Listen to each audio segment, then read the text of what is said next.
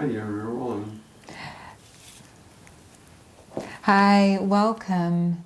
It's an auspicious day for Marina and myself. We're celebrating her birthday, and Marina's been, like so many of us, hearing and feeling some really deep emotions around what happened to Armenia. This, and to all Armenians that have been affected by something that happened 100 years ago. And right now, Marina, I just want to wish you such a happy birthday. Thank you. Thank you for coming over and spending some time with us. I know you've been sad all day or just in a quiet space, and the beautiful home that you live in West LA is sort of your sanctuary right now. And can you just tell us a little bit about your sanctuary and what's been coming up and how this 100 years, it affects the 100 years that the Armenian citizens have been seen and affected by. So tell us about your place a little bit.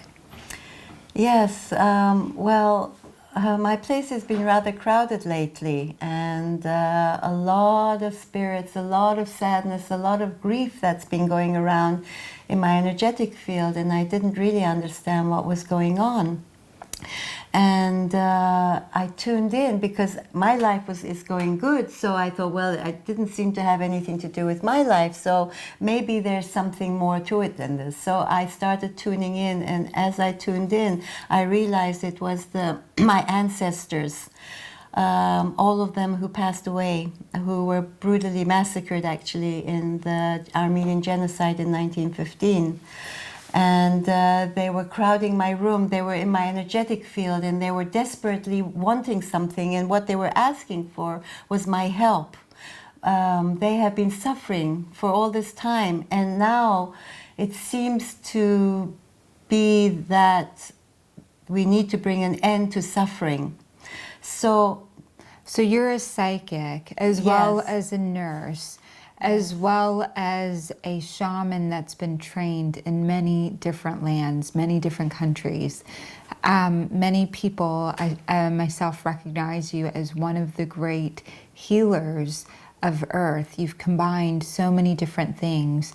And though your life has been going well, the last few weeks, there's been a lot of energy in your space and in your field.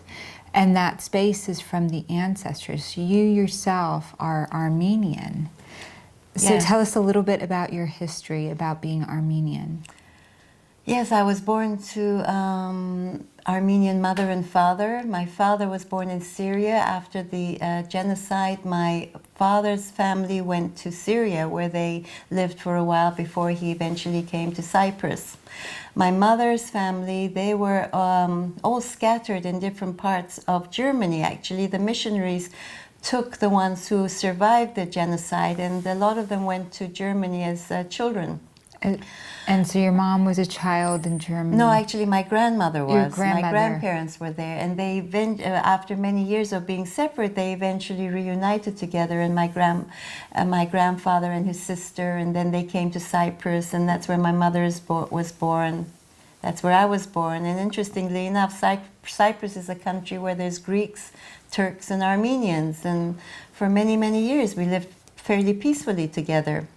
And it's amazing, but to be born in Cyprus, an Armenian surrounded by the Greeks, the Turks, to speak Armenian, and today is your birthday. How do you say happy birthday in Armenian?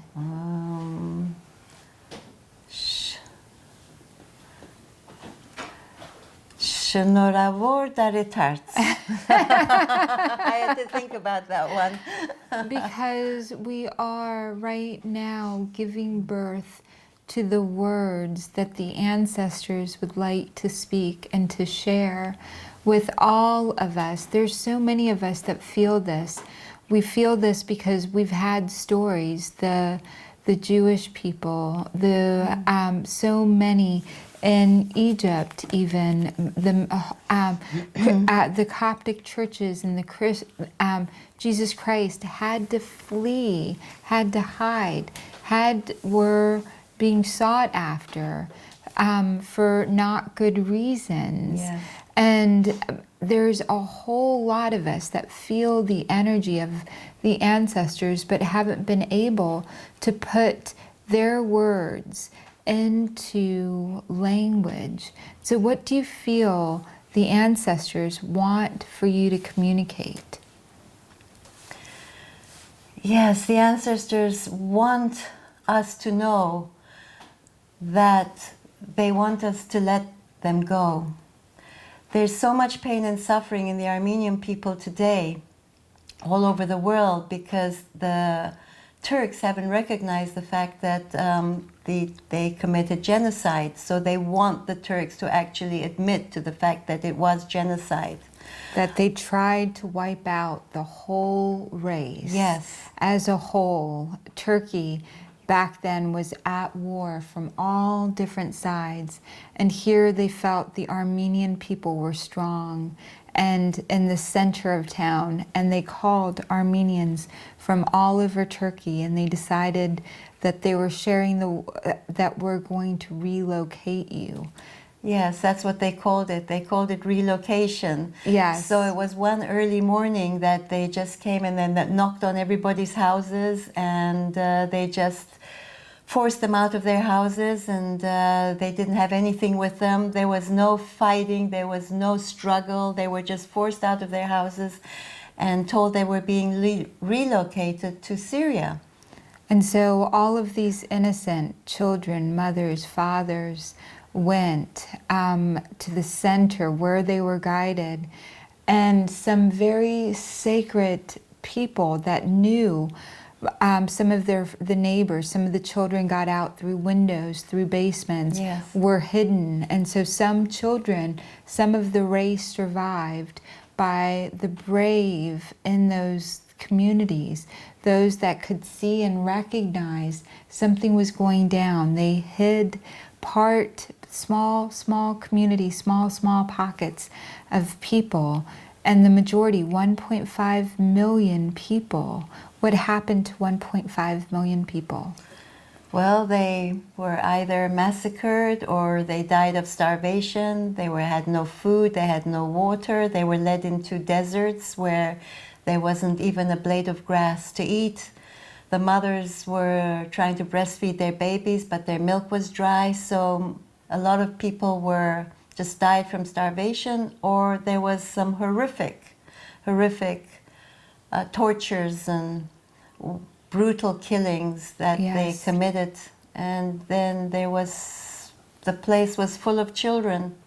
The women were raped, the men were killed, and the children were all running around with no families, nobody to go to. And so very few survived, but some did survive. And through escaping and through hiding. So many of them live in Europe, so many live in Los Angeles, so many live in Egypt, and throughout the world. There are small pockets of those families that survived and generated culture, and they remembered the story of the Ottoman Empire, the Turkish, and the Allies. Our government, the United States, sent letters, telegrams, condemning what was happening there. Many of the Allies sent notes. The Turkish people themselves put to trial the people that brought and killed the Armenians, those 1.5 million. The Turkish people recognized at that time. And what happened to those that killed the Armenians? Well, there was 3 main leaders, and they eventually, after the massacres, I think it was around 1918 or so, they left and they went to Germany for protection.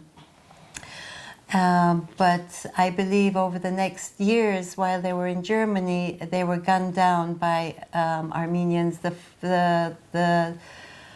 Ataturk was gunned down by a 17-year-old youth, and he was actually acquitted. He never did go to jail for that. And the other two were murdered as well. The ones that orchestrated it in Turkey, they were brought to trial. The main leaders of Turkish that originated this were killed, and the ancestors and all of the following generations remember what happened. Turkey, even at the time, remembered and shared what happened. The Allies sent communications saying this is not okay. And today, those that are living with the consequences recognize at some level that if Turkey, if the current government could do it better than they're doing it now, they would. Turkey, the United States, all the governments that can recognize this as a genocide in an official manner feel right now that they can't recognize it as a genocide. So the ancestors are asking us to recognize it, for us to say it's a genocide. Turkey did the best it could at the time. It continues to do the best it can at this time. But right now, they're not strong enough to admit the gravity of what happened. And it's up to us to recognize it and say, this is what happened. We accept it. And what's the next step that the ancestors would like for us to do? We accept what happened. Yes, for each and every one of us in our hearts to accept it, whether the Turks accept it or not. We have to stop living in hate, and we have to start living in love, because the only way we can solve any solutions is through love. And so they want us to let go of the hatred and the anger of what happened and just allow it to be what it was, acceptance and acknowledgement of that, so that they are set free. And in turn, by them being set free, we can be set free too. And this is not only for the Armenians, but it's for all the persecuted nations on this earth. It's time to set them free.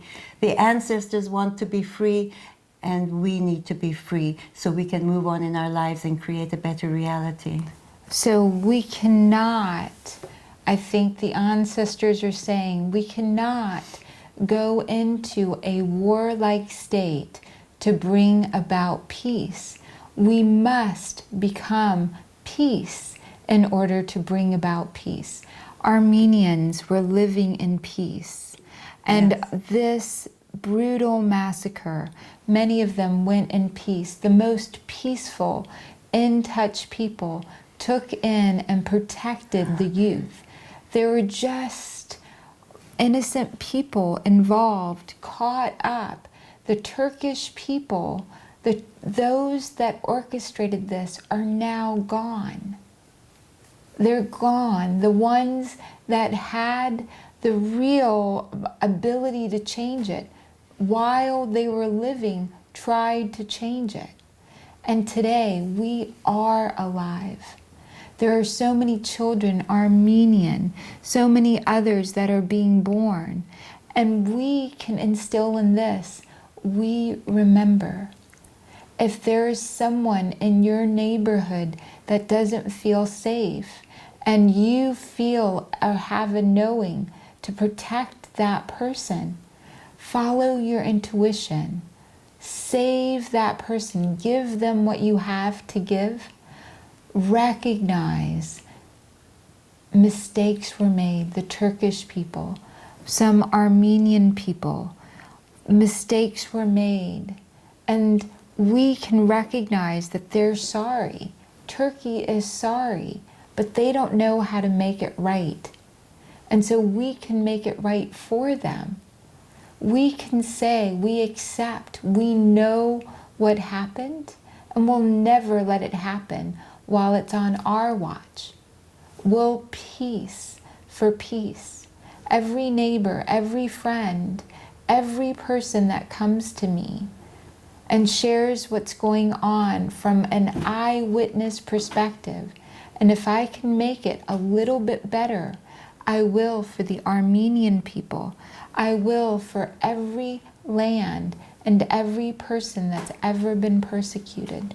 And so that's what the ancestors want for us. We can let go and live in the moment and live from this place of, I am peace for my ancestors.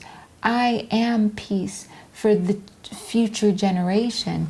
I am peace because only from this peaceful place are the greatest possibilities born. That's right. And this is what our ancestors want for us. And and they want to go. They're ready to move on to other dimensions and move into higher realms of reality. And they almost feel like we are holding them back. So we are actually doing them a favor by us letting go. We're doing them a favor and allowing them to soar to wherever they need to go. And tomorrow, there will be a march in Los Angeles from 10 a.m. to 6 a.m. marching up to the Turkish embassy. And I will be there creating love and light and peace to all and bringing the, bringing the love and transmitting it to everybody who's there so that they have a taste of it, they know what it's like, and they know that love is the strongest healing energy force on the planet. And we can do this. We can do this because the time is now. Planetary-wise, global, we are ready. We are ready to make these changes.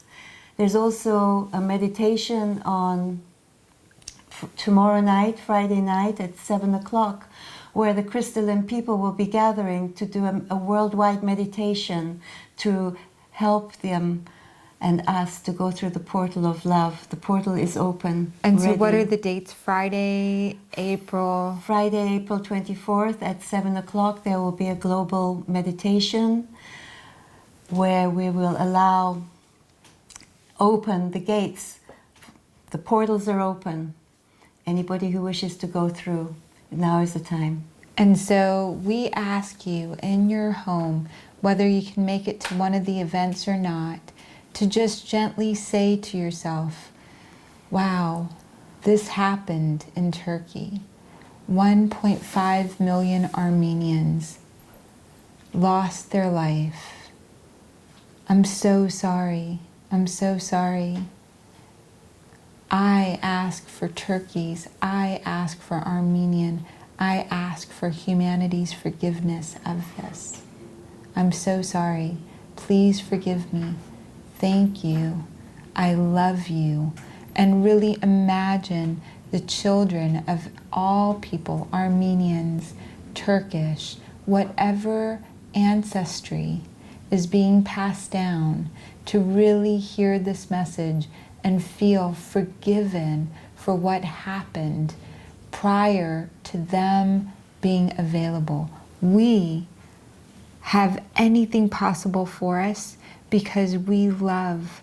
We were born in different continents at different times with different stories.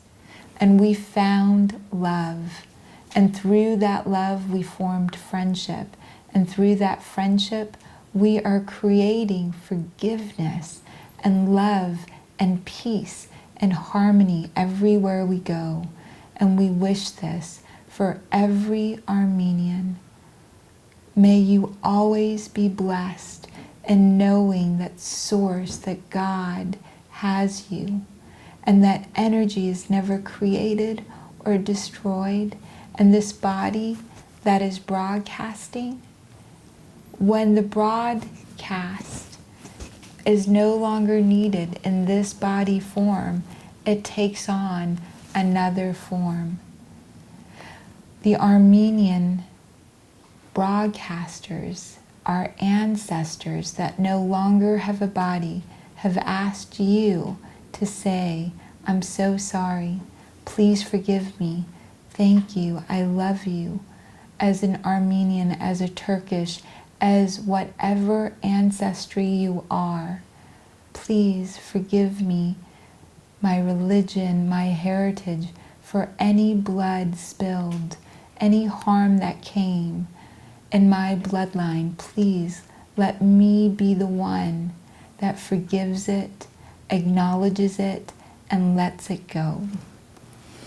So be it. And so be it. Happy birthday. Thank you. What a beautiful gift. Gift of freedom. Gift of love. Gift Gift of of love. possibilities. Yes.